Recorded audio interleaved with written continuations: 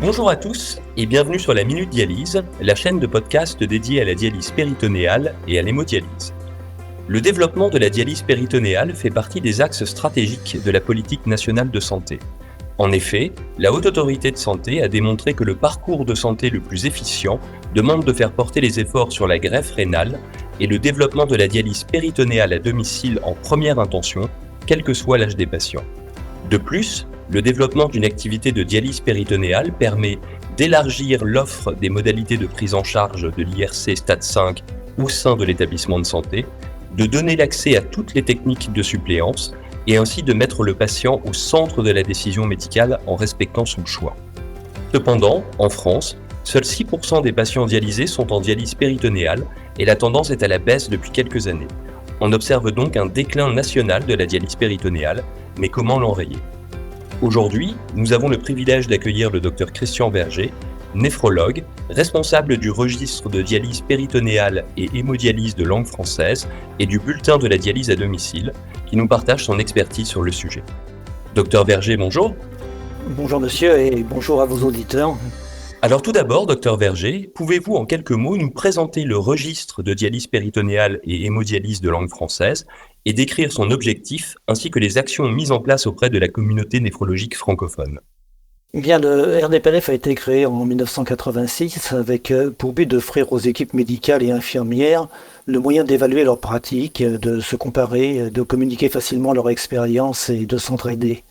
À cette fin, nous mettons à la disposition des équipes une base de données qui est complétée en temps réel par les centres et de manière sécurisée, des outils statistiques de base pour permettre à chacun d'exploiter cette base de données, le site web bien entendu, et puis 2 forums de discussion, l'un qui est davantage réservé aux néphrologues que nous nommons rénalistes et l'autre qui est davantage réservé aux infirmières qui s'occupent de domicile et que nous appelons Allodom, modéré par une infirmière.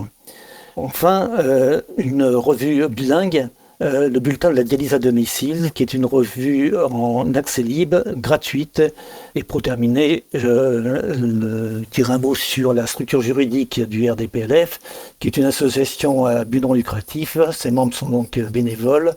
Et il a été reconnu d'intérêt général par l'administration fiscale, ce qui permet d'ailleurs de recevoir des dons défiscalisables pour ceux qui sont intéressés. Merci, Dr Verger. Pouvez-vous brièvement nous présenter la situation actuelle de la dialyse péritonéale en France et son évolution depuis la crise du Covid-19 en comparaison aux autres modalités de dialyse ? Alors, si nous regardons le nombre de patients qui étaient en dialyse, toutes méthodes confondues, entre les années 2012 et 2021, le nombre total de patients dialysés est passé de 41 000 à 51 900. Mais le pourcentage traité par dialyse à domicile est resté relativement stable au cours de ces 10 années, compris entre 7,14 et 7,16%. Donc vous voyez très peu de variations.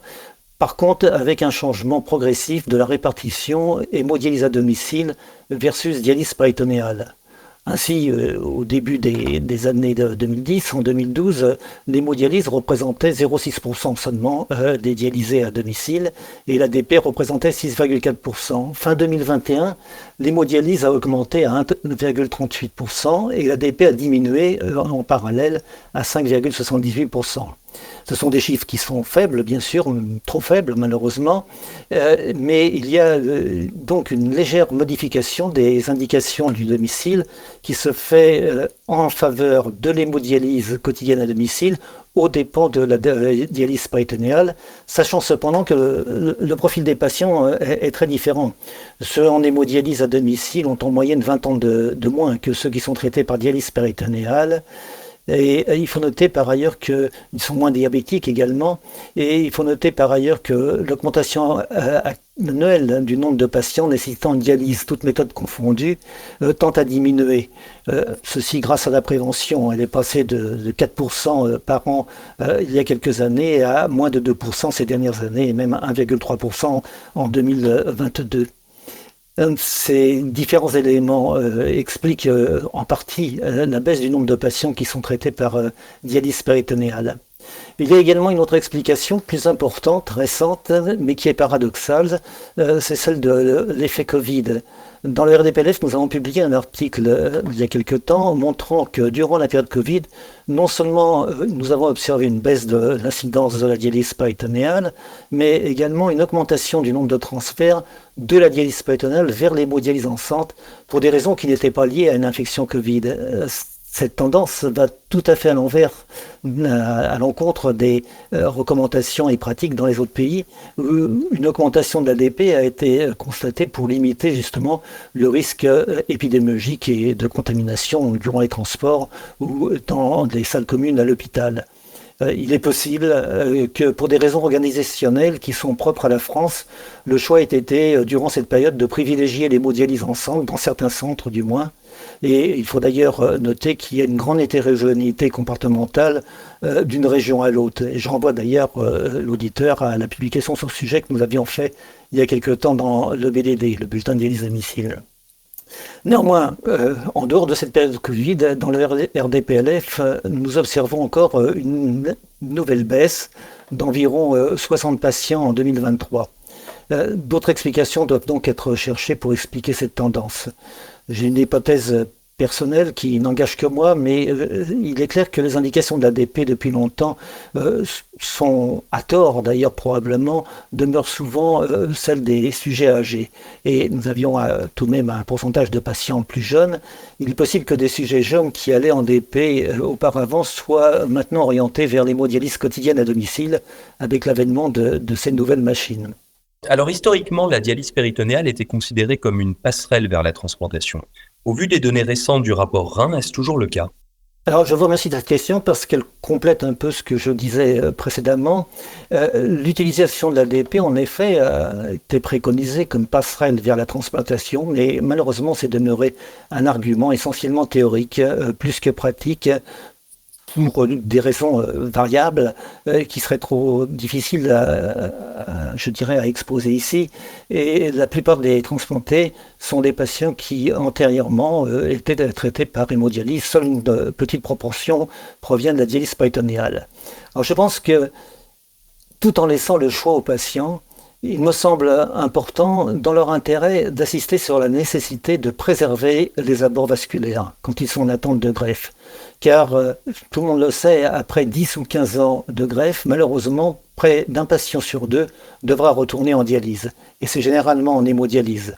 Cela se fait alors au moyen d'un cathéter central, avec un risque de septicémie qui est relativement élevé, et en tout cas un risque infectieux supérieur à celui de la dialyse péritonéale.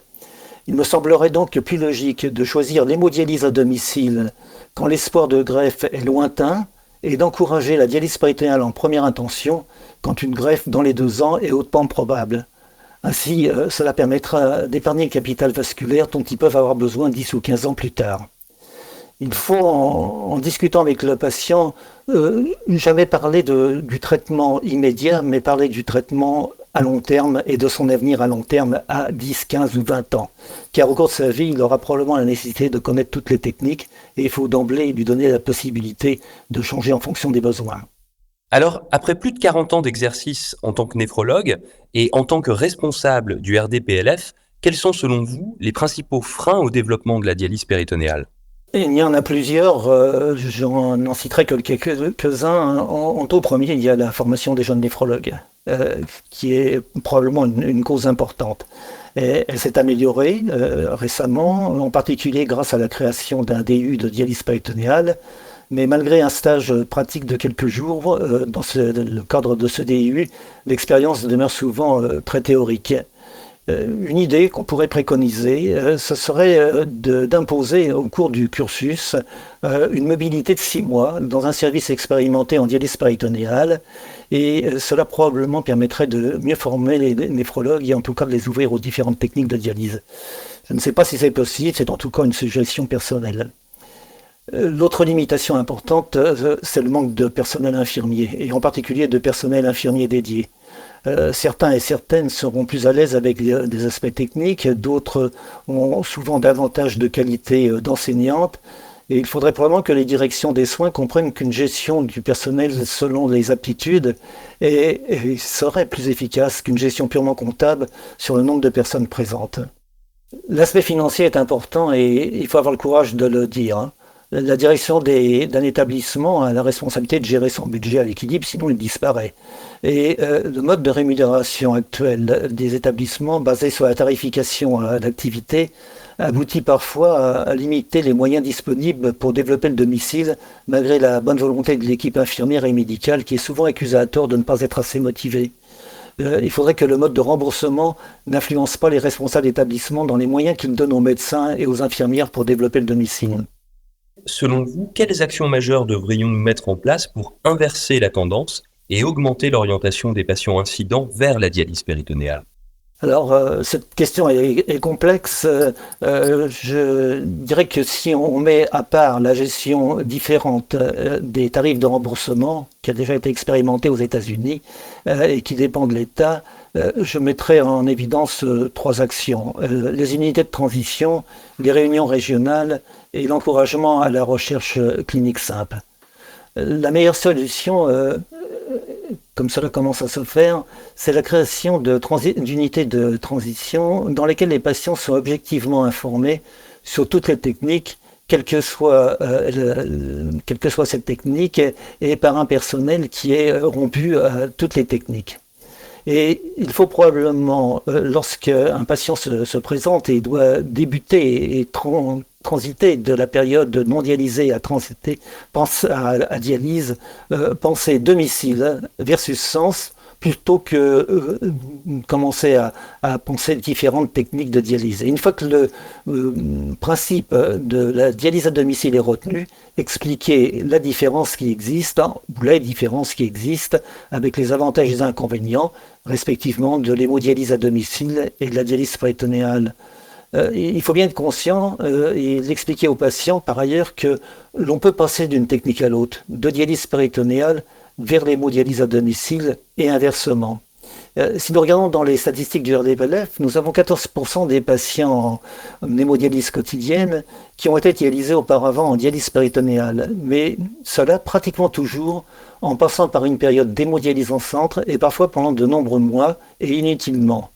La transition entre les techniques de dialyse à domicile devrait idéalement se faire sans passage ou de manière courte par une période intermédiaire en hémodialyse en centre. Et cela, pour cela, il faut s'y prendre à l'avance.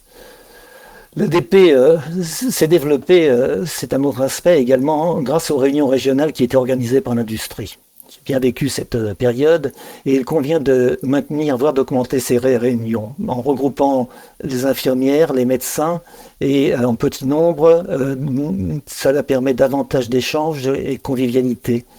Ces réunions ne devraient probablement plus être ce qu'elles font actuellement, c'est-à-dire être soit spécialisées en DP, soit être traitées uniquement d'hémodialyse à domicile, mais regrouper les deux techniques de dialyse. Parce que si on défend le principe de la dialyse à domicile, c'est sans idée de concurrence, c'est à la fois la dialyse péritonéale et l'hémodialyse à domicile qui se développeront. Enfin, je terminerai en disant qu'il faut encourager l'esprit de recherche et d'aventure, d'oserais-je dire. Pas seulement dans le milieu universitaire, mais également au niveau de chaque centre, quel que soit son mode d'exercice et son expérience. Par les appels fréquents que je reçois, il est clair que les équipes sont à la recherche d'études en français proches de leurs préoccupations et facilement accessibles. Celles et ceux qui auraient des expériences à partager, souvent n'osent pas écrire dans les revues internationales anglaises, ou ne savent pas, ou n'ont pas l'encadrement suffisant. Je suis intimement convaincu que le bulletin de la dialyse à domicile répond à ces besoins spécifiques, comme aucun autre journal. Mais son succès dépend probablement également en partie de l'altruisme des praticiens qui ont une vocation d'enseignement et qui, grâce à cette revue, pourraient partager davantage leurs connaissances avec la communauté francophone auprès de personnes qui n'ont pas forcément accès à la littérature anglo-saxonne et internationale, et cela pour le plus grand bien de la dialyse à domicile, et même si cela ne leur apporte pas un avantage, je dirais, de carrière immédiat, ils rendront service à la communauté tout entière. Et il faut encourager dans ces centres, quels qu'ils soient, les médecins et les infirmières à y publier leurs cas cliniques et leurs études. Cela dynamise toujours les équipes et la revue du RDPLF leur apporte une facilité et une aide qu'ils ne trouveraient pas ailleurs. Enfin, docteur Verger, à l'heure du digital et de l'intelligence artificielle, pensez-vous que la télésurveillance peut être un levier au développement de la dialyse péritonéale? Oui, ça ne fait aucun doute. Mais le problème, c'est que les avantages sont généralement rapportés par les professionnels et publiés par les professionnels. Très peu en France, d'ailleurs, souvent en anglais. Et il faudrait qu'il y ait davantage de patients qui puissent témoigner. Alors nous avons ouvert, j'en reviens encore au journal du RDPLF, nous avons ouvert dans le bulletin de la dialyse à domicile une rubrique patients.